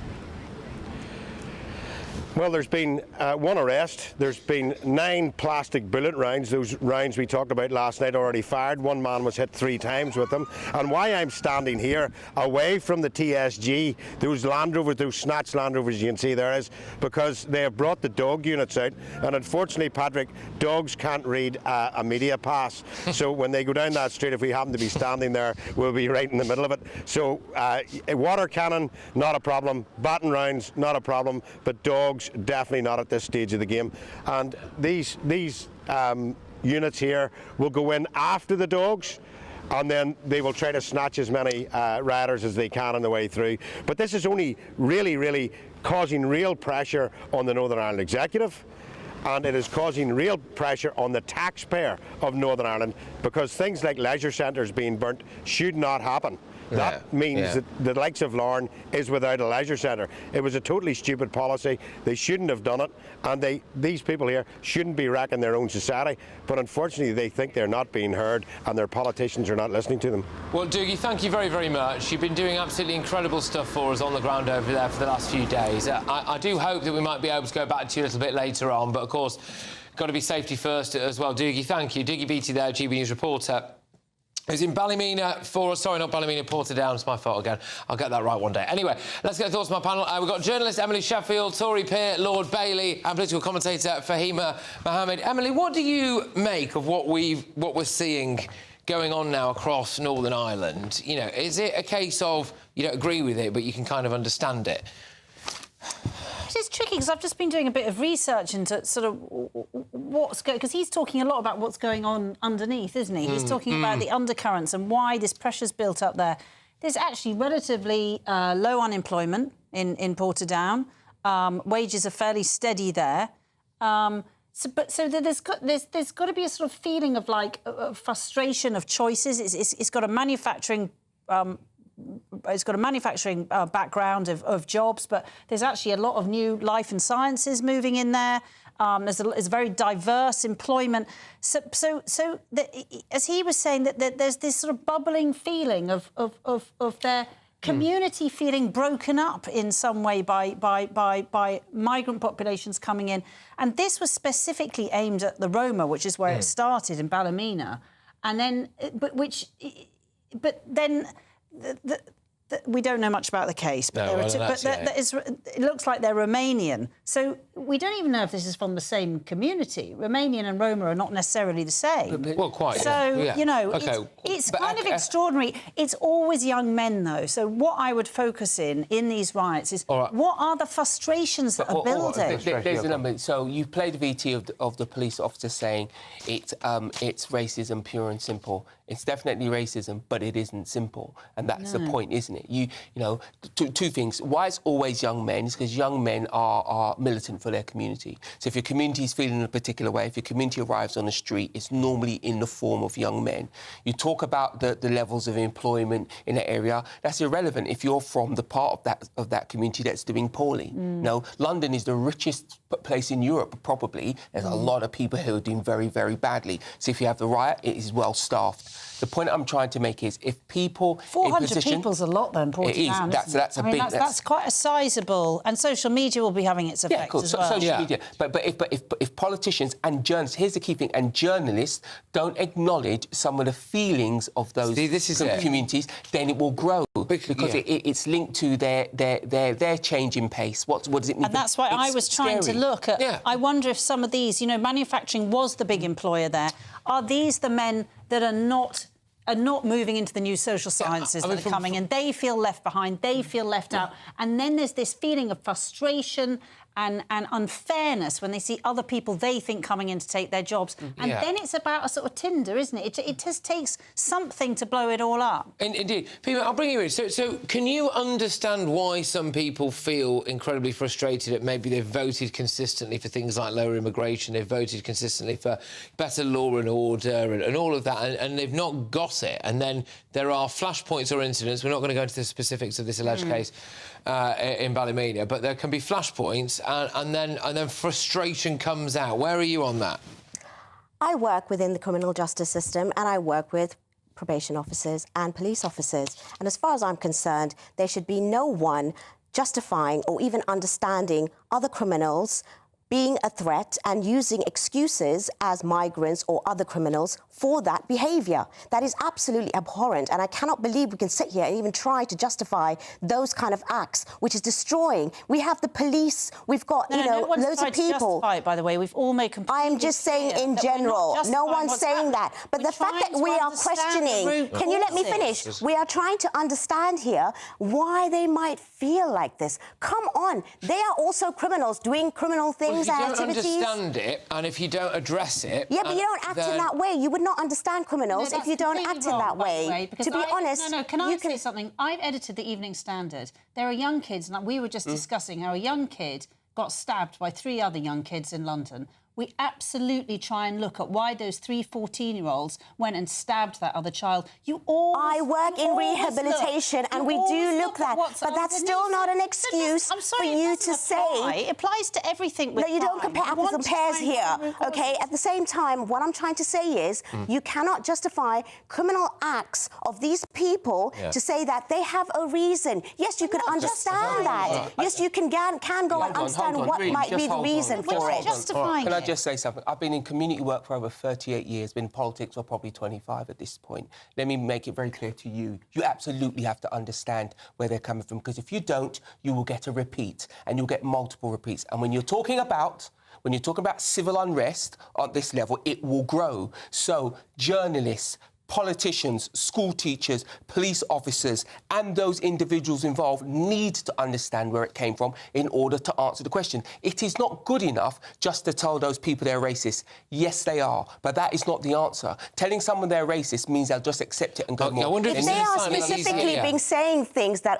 say that they are racist, then fine. No one's saying we shouldn't understand where this comes from. That, for me, understanding is also the lack of leadership. Understand where these problems stem from, shouldn't be an excuse for racism or criminal activity. I do wonder if Emily, I'll put this to you, which is that when you do see people behaving in a way that anyone watching this will think, you shouldn't go burning down leisure centres or putting bricks through people's windows. No, I mean, definitely not. Just in children and families.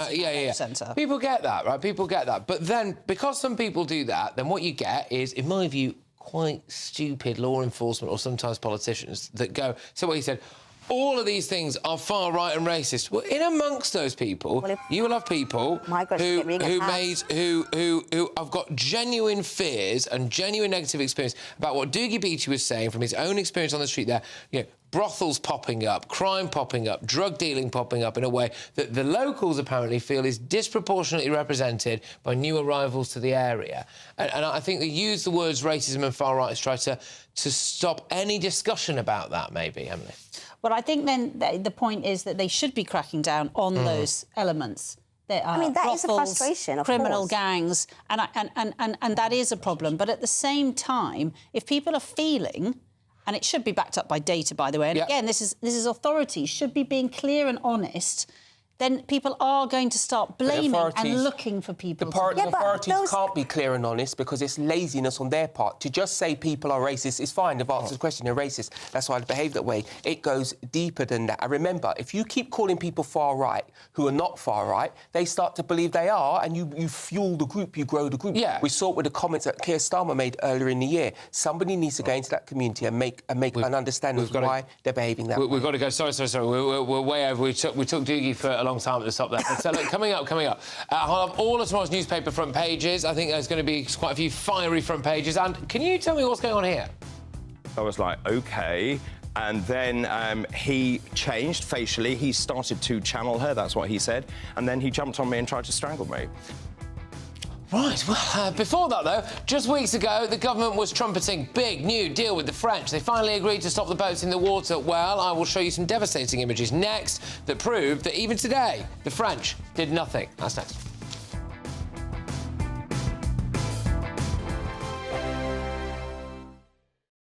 Westminster's full of talk, but out here, it's the real world. Am I allowed to talk then? No, that's it. This is where it matters, real people and real lives. That's what politics is all about. The fact is Trump made a good start, no. Straight answers, no spin, and just a couple of pints. How many fingers have I got up? About 10. So join me for Lee Anderson's Real World every Friday at 7 p.m, only on GB News. The People's Channel, Britain's news channel. This is GB News, Britain's news channel. So this time last week, I was on this show and the video had just dropped of her twerking in the hospital suite when she was giving birth to Lily. Should we remind ourselves of what that is before we get stuck into your analysis? Let's take a look. She gon' do that, baby mama. Drop. Oh, God, it's the song as well. It's so inane. Anyway, sorry, so what have you found out? Well, this time last week, I was on this show going, I don't know what she was thinking, why has she done this? It couldn't be more of an own goal. But I think it was actually tactical, because what I've since discovered is that she's about to reveal that she's going to make a rosé wine, and she's going to drop, in the next day or two, she's going to reveal more products from her, her business, as ever. And apparently there's going to be a different kind of jam, maybe a strawberry jam. There might even be a lemon curd. What happened to the first jam? It was sold out almost instantly. Oh, it's popular? Yeah, it was really popular. It sold out instantly. What sort of loser buys that? Sorry. You've got to be a real loser to buy her stuff. But my point is that actually I think she went viral on purpose, and she knows exactly what she's doing. Because she's about, at the end of the month, she's about to relaunch her website with all these new products to sell. So you think it was calculated? You think she's got a new wine coming out, a rosé? Yeah, and actually her team have counted this video as a win, because I must be getting old, because I thought it was the worst video. But apparently the Gen Zers loved it. They totally got it. They bought into it. Apparently it was her most successful social media post ever. And all the Americans apparently love it. Hate watching. I've seen it a bunch of times. That's because I was hate watching it. I guess any publicity is good publicity. But isn't it about the difference in culture between the US and this country? I mean, I watched that and it's a bit icky. And I think, weird. But in the US, that kind of thing goes down well, and her big market is the US. Exactly that. GB News, the People's Channel. From the school run to the home run, watch a new show for all of Britain. He can say whatever he wants. A straight-talking show where all voices are heard. And, you know, when are we going to stop talking about smashing the gangs and actually do it? With the stories that matter from every part of our country. There's a bit of a crash landing there for your Chancellor. Bold, fearless and standing up for you. That's me, Martin Daubney, 3 p.m. till 6 p.m, weekdays, here only on GB News. The People's Channel, Britain's news channel.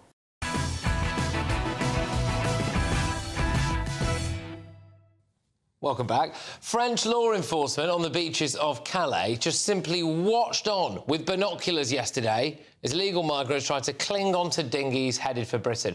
Parents with young children waded out to try and get aboard boats that were overflowing with people, to which French police shrugged and said, it's difficult.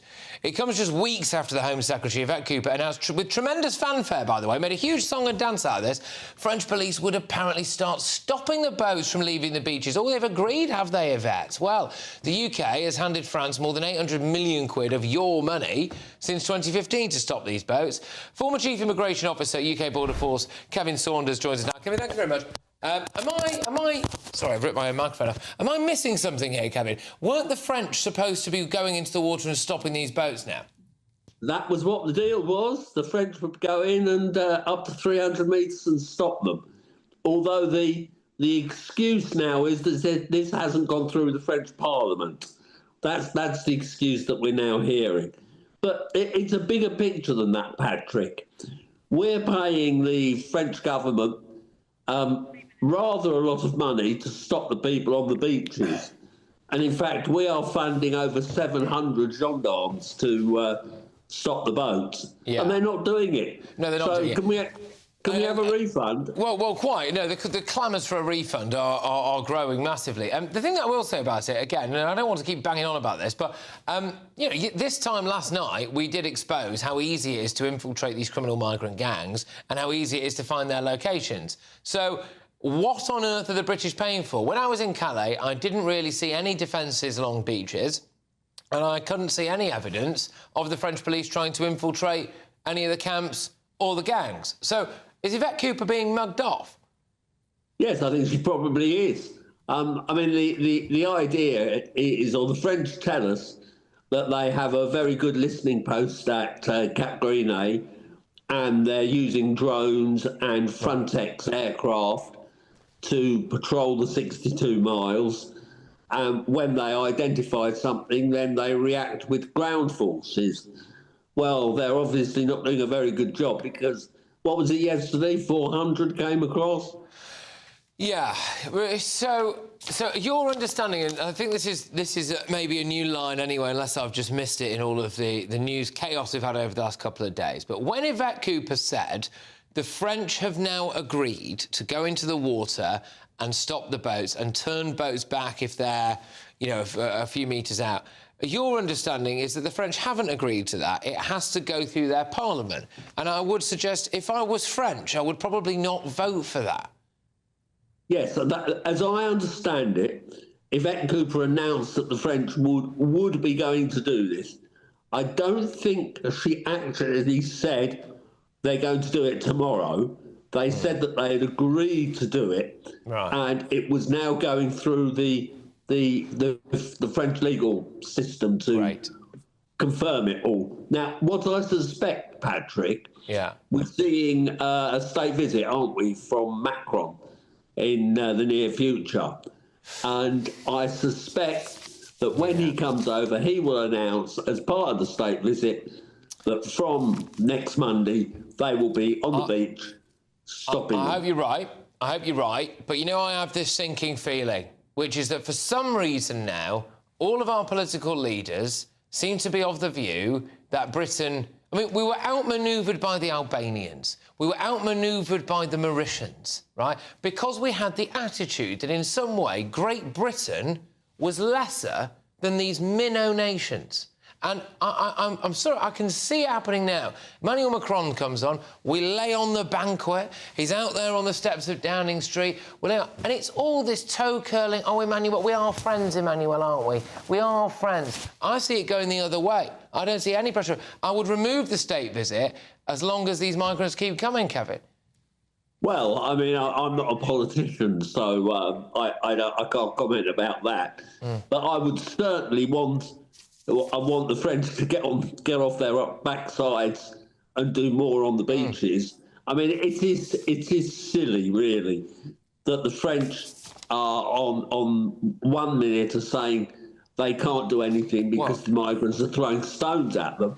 And the next minute, they're in full right gear in Paris dealing with football. Well, of course. And also, if the argument is that we couldn't possibly have British boots on the ground in France so that we can do the job for them, because that would be an invasion of French national sovereignty, then why the hell has the European Union decided that they need to have border officers in Gibraltar so they can check British people's passports when Brits land on British sovereign territory? Yeah. But, Kevin, thank you very much. It's Kevin Saunders there, former Chief Immigration Officer at UK Border Force. If you decide to come out of retirement, Kevin, I think the country will be quite grateful at some point. But anyway, we are doing the Great British Giveaway. It's 54,000. So, yeah, sorry, I can't do this now. 54,321. I've got number dyslexia. Anyway, it's tax-free cash. I know what that looks like, and here's how you can make it. It's our biggest cash prize to date, and you could win it. £54,321 in totally tax-free cash could make your year the best yet. How would you react if you got that winning call? Oh my God, I'm going to cry. Do you know what? I've never won anything like this in my life. Oh my God, this is amazing. Thank you.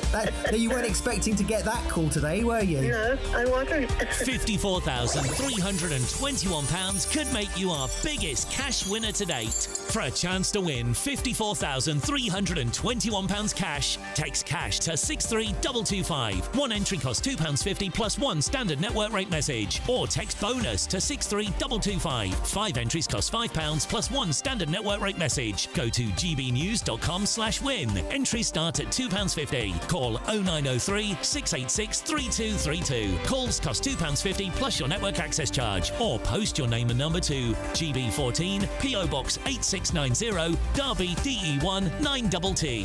UK only. Entrance must be 18 or over. Lines close at 4 p.m. on the 1st of August. Please check the closing time if listening or watching on demand. Good luck.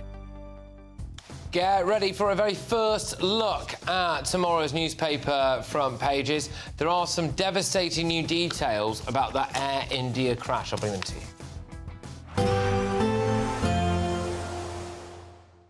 I forecast a perfect holiday in the sun. Weather looking good then? For sure, and no worries about our travel insurance. All Clear Travel Insurance sponsors GB News Travel Destinations Forecast. Hello and welcome to your holiday sun forecasts from the Met Office. Most places sunny across the Mediterranean, particularly hot in Italy, breezy for parts of Greece as well as the Canaries, but no more than usual. And for Iberia, well, chance of some showers clearing northern Spain, but otherwise it's hot sunshine, temperatures well above average throughout much of Italy, whilst a few showers are likely over Greece during the next few days, but most places stay sunny this weekend. All Clear Travel Insurance sponsors GB News Travel Destinations Forecast. Good evening. Welcome to your latest weather update from the Met Office here on GB News. We've seen some heavy downpours today. They're easing somewhat overnight, but further thunderstorms are likely, particularly so this time tomorrow. Low pressure is sitting to the west, and that's drawing up warm and humid air. It's going to be quite a sticky night, quite a close night. We've seen some heavy downpours across Northern Ireland. They're starting to ease. Still some lively downpours for parts of North Wales, North West England at the moment, but they'll track northwards and ease off as they do. Still quite a wet night across parts of western Scotland. Many areas, though, further east, having a dry night, long clear spells, but look at the numbers. Holding up in the mid-teens. That brisk breeze will be easing in most places through the night. So it won't be as windy tomorrow. Much of eastern England having a fine and sunny start, along with much of northern Scotland as well. The overnight rain should be pulling away from the Western Isles. Still maybe 1 or 2 showers in western Scotland, and certainly there will be more showers again in Northern Ireland. They could get pretty lively, especially around the middle part of the day. The odd shower for Wales, but most of England and Wales will have a dry start to the morning and quite a warm start as well, and pretty sticky, steamy day across these eastern parts where temperatures come in the afternoon may get into the high 20s. Not as hot where we've got a bit more cloud elsewhere, but still generally dry and bright. It's quite humid. Some heavy downpours around the middle of the day for Northern Ireland, and look down to the south. Another batch of thunderstorms then starting to arrive late in the day coming into the southwest. As I said, very warm across these eastern areas. Elsewhere, temperatures in the low 20s generally. But those high temperatures and the humidity likely to spark another round of thunderstorms coming up initially across the south during Friday evening, then spreading to Wales, and by the end of the night and into Saturday across parts of northern England. Met Office warnings are in place for heavy rain and thunderstorms. Do check out the Met Office website for full details of those warnings. Hi, I'm Michelle Dewberry, and my show is your opportunity to cut through all the noise and dive in headfirst to some robust debates. Ideas clash. Situation, isn't it? No, because the failure is you're deliberately avoiding my point. Nothing's held back. And if you think this is the end of it, wait for more. And we do not shy away from the difficult stuff. Sometimes I want to shake people and say, if only you understood. So join me on Dubes & Co weeknights at 6 p.m, only on GB News, Britain's news channel. Good Afternoon Britain isn't just about us. The wonderful thing about this programme is it's about everyone watching. It's an interactive programme. Well, there absolutely is something to see here, and we're going to be talking about it more. Whether it's breaking royal news, please bring us up to date, or indeed a particularly punchy speech in the House of Commons. Very, very curious. We bring it to you live, and then we bring you live reaction as well. That's Good Afternoon Britain, weekdays from midday. Only on GB News, the People's Channel, Britain's news channel.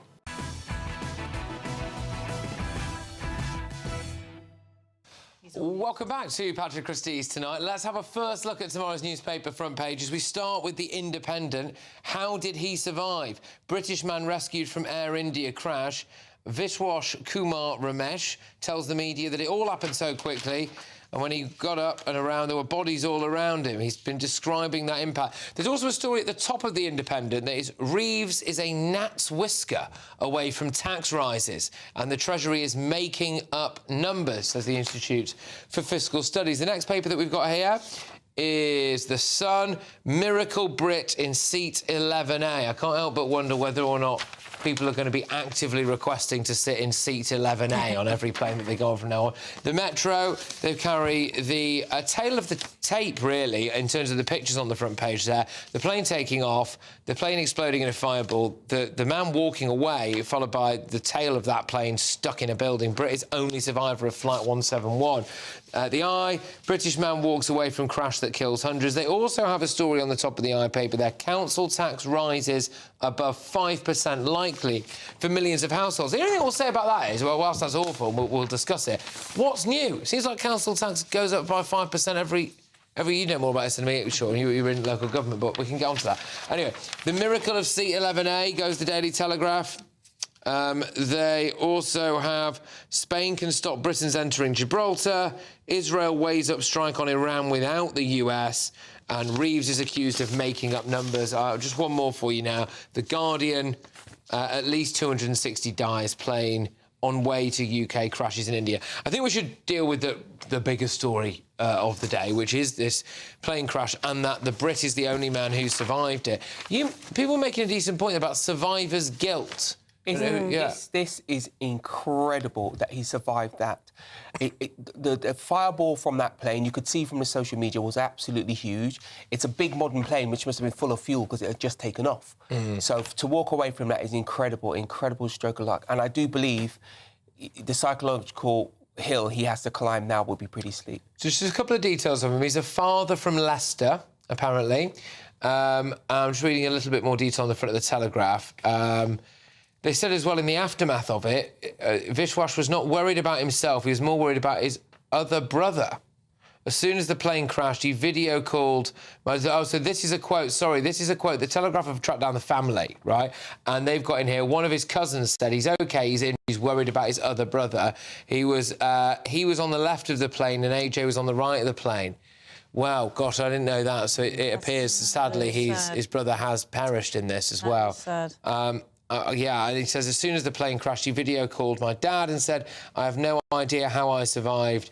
They're heartbroken and in utter shock. It's not only just survived. I mean, yeah, he walked himself to the ambulance. I know, it's staggering. It's going to be one of those, I don't know, inexplicable. There'll be something... There'll be some air pocket that survived him, some seats that stopped. I mean, he was like the first economy seat behind business, buy and exit. We're not going to know why any of these things meant that he was able to walk out. I mean, he's limping. He's covered in blood, but... I mean, you know... He was still clutching his boarding pass when he got out there.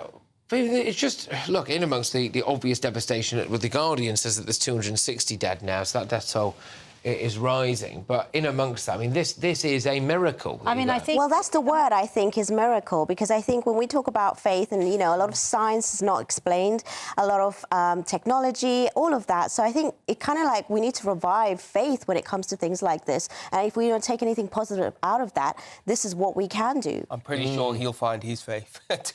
Well, that's what it takes, unfortunately, sometimes. And it's really tragic. And even, like you said before, about him feeling guilty at some point, you know, actually surviving amongst all the others that have not. So there's definitely going to be a lot of... I don't know. What would interest me is the conclusions the crash investigation comes to, because it was incredible. The plane was flying, it was going down, but it was very level. It wasn't rocking from side to side. You know, did the engines cut out? But early experts will say it's already pointing to human error. Human error. Yeah. We never get the results of any of that anyway. There was some wings, some flaps at the back or something, which should have been down but were up, meaning the air couldn't get in. Look, we're not experts. It's going to take a while because the wreckage is so terrible. There's so much technology in planes. This plane was a bit of a workhorse in terms of as a model of plane. It's the first 787 that has ever crashed since they launched quite literally launched in 2011. Boeing has had a history of issues. Not all of them their fault, it must be said. Incredibly litigious Boeing. But they did have an issue with the 737 MAX, which was not this plane. So, you know, we'll have to wait and see. They'll try and retrieve that black box and find out what's in there. Can I just discuss... One detail that I thought came in was just... And, you know, it's obviously welcome, but the plane company who own the planes immediately said they put a figure on what they were going to give to all the families. Maybe that's just written into their contracts, but I thought that was very quick to come out. About 86 grand, wasn't it? I don't know. I'm not sure that wouldn't happen here.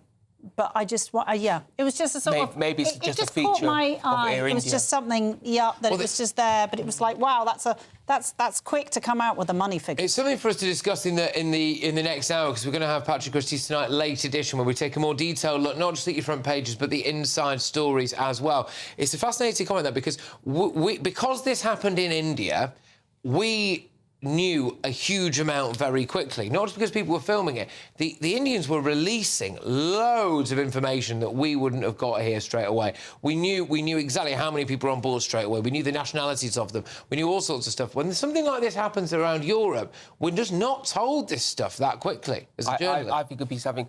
They've obviously... If you run an airline, you plan for these situations. They've obviously spoken to their legal team and said, we can and should release this information quickly. It's just probably a different legal situation than it is over here. It's not put you off flying then, Fema, I take it? No, I mean, these things are very rare, but of course, at the end of the day, it is always going to be scary wherever you go, but there's more chance of you getting hit on the road, if anything, than on the flight. So they say.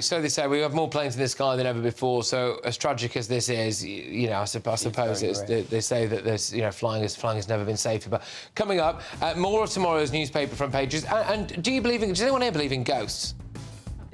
A bit. That's good enough for me. Right, OK, because Reform's new chairman certainly does. I'll reveal all very shortly. In the GB newsroom, we bring you the news as it happens. With our team of dedicated journalists across the UK, we're ready to keep you up to date with what's happening every half an hour, every single day. Bulletins here on GB News, the People's Channel, Britain's news channel. GB News Breakfast, every day from 6 a.m. Well, in the past few minutes, Meghan Markle has paid a sweet tribute to Princess Lilibet as she turns 4 today. It comes just a day after the Duchess of Sussex said she'd love to go into business with her daughter in the future. Well, that's all it is, another money-making effort there. That's to make up for nobody buying her jam.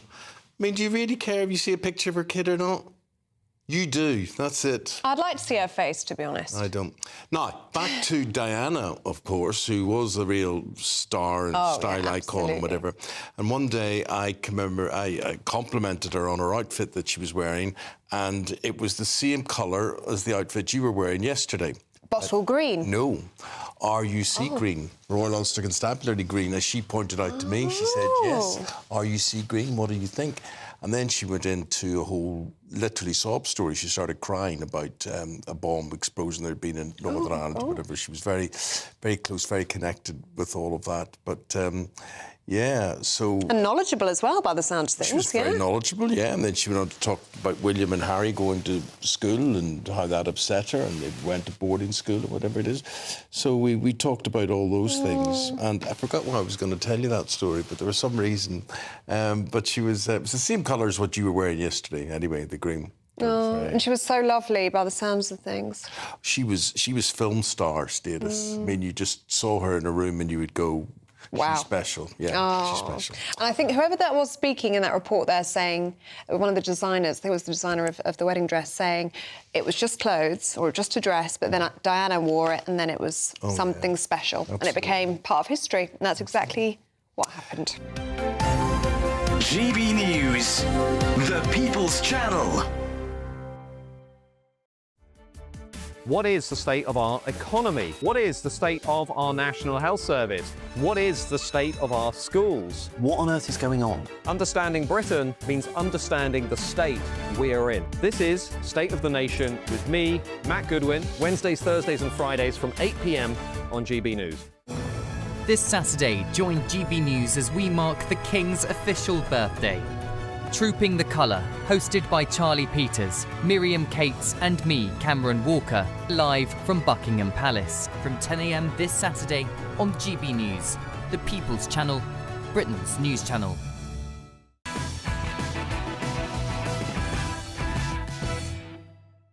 All right, welcome back. Welcome back. We're doing the last of tomorrow's newspaper front pages.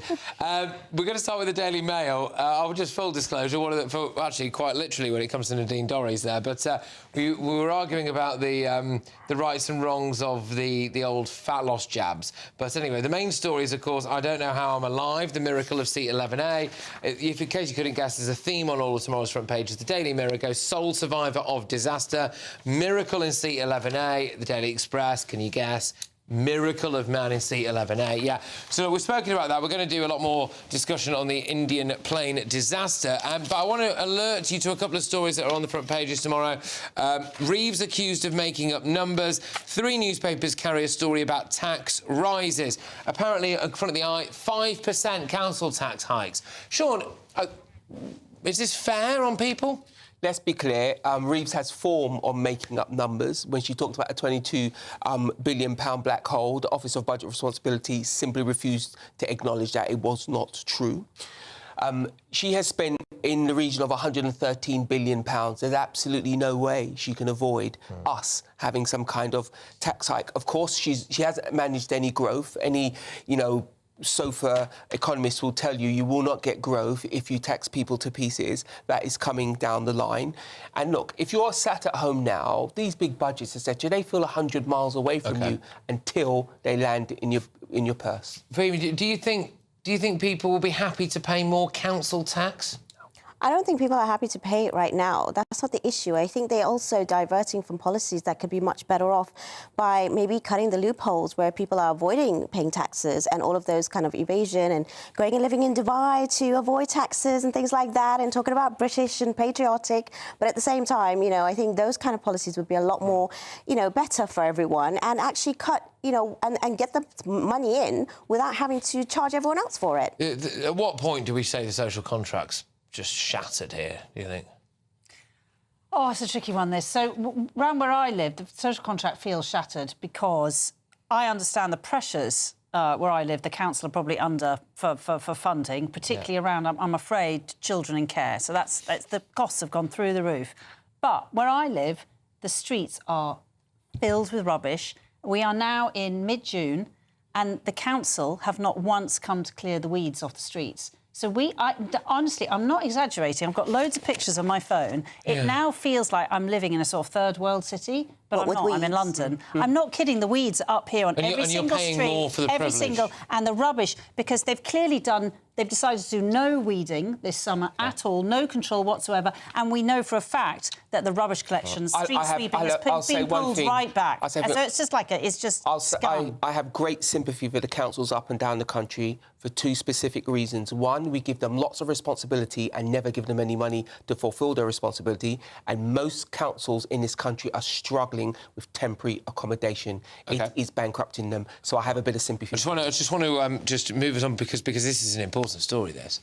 So, do you believe in ghosts? Well, since being confirmed as the new chairman of Reform UK on Monday, Dr David Bull has been busy doing the media rounds, answering, those are normal questions you would have thought. What are your plans for government? What's Nigel been talking about? We're going to deal with the burqa ban. That was in the news.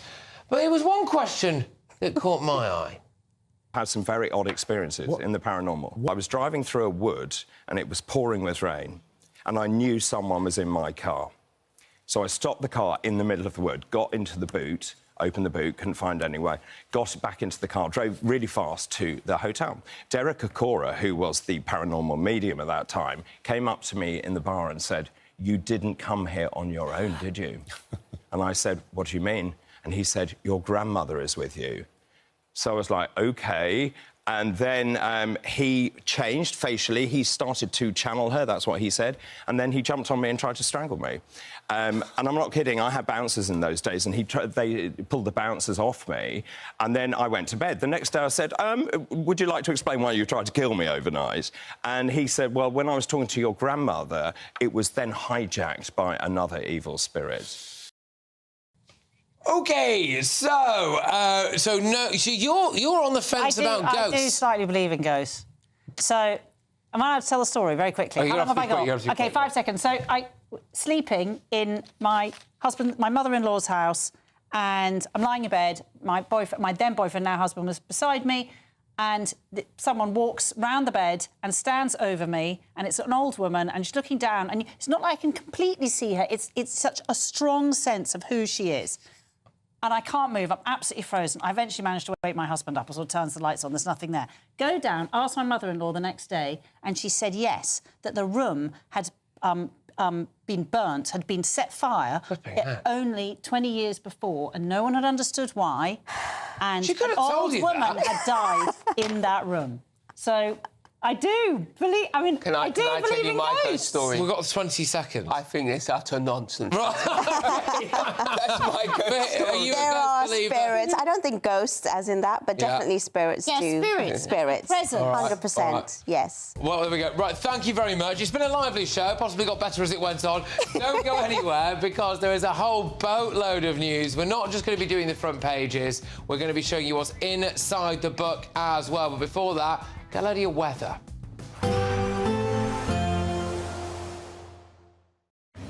Even though we'll see a cloudy start, it'll be a bright outlook for the rest of the day. Boxed Solar, sponsors of weather on GB News.